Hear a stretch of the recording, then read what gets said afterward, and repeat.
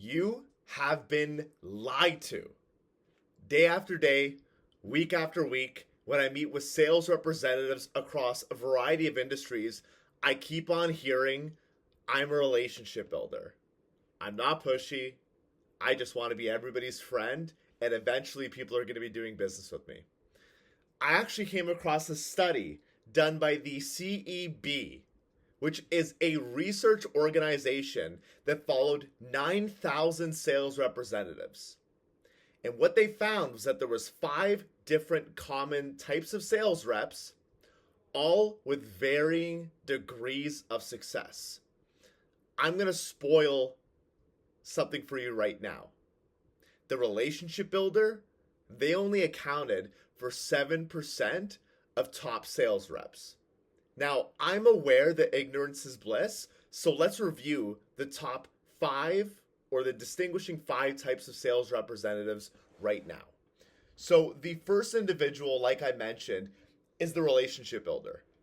These are the individuals who really just want to be friends. They want to provide a ton of value. They want to invite individuals to classes, and they don't want to pressure or help individuals self-discover their own pain. They just want to be friends. Now, in a previous video, I referenced the story in the play, the death of a salesman. The death of a salesman loved everybody, and everybody loved him, but he couldn't shut a door if he tried. The relationship builder only accounted for 7% of top reps. Don't just be that person.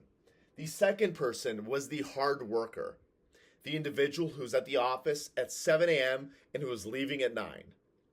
They were there dialing for dollars, and they would really only close consistently with individuals who are actively ready to buy now. As you know, that's not going to lead to a lot of commissions for yourself or your family if you don't have the skill to go a little bit deeper and challenge.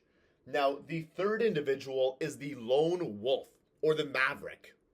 This person doesn't have a system or model. They just grind. This person actually significantly outperformed the relationship builder. Now, you might get in some issues with human resources, but that maverick is going to do things their way. They're going to be aggressive, and they're going to win ultimately. The fourth is the problem solver. I would say arguably as bad as the relationship builder. The problem solver, you might be thinking, why is that? Why don't I want to be that person? The problem solver will meet with an individual in a business-to-business setting.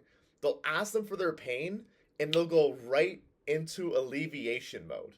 Now, why do you not want to be the problem solver? Well, you don't want to be the problem solver because if you give away a lot of the milk without selling the cow, they're never going to do business with you. So don't be that person. Now, the fifth was the challenger.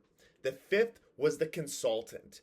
The fifth was the individual who was going to help an individual dig deeper on their pain points.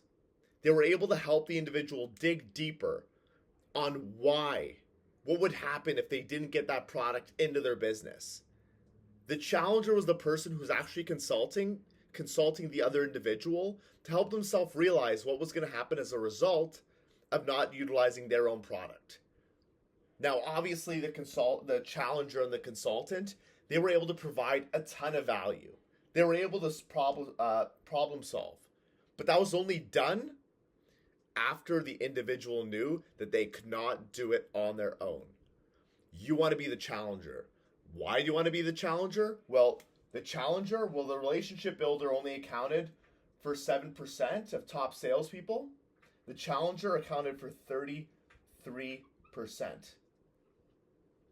Now, I don't know why you're in sales, but if you're in sales to just make friends, you might have better success working at a library or anywhere else. No offense to anybody who works at a library. Okay? You've been lied to. Hopefully this clarifies some items. Just kidding.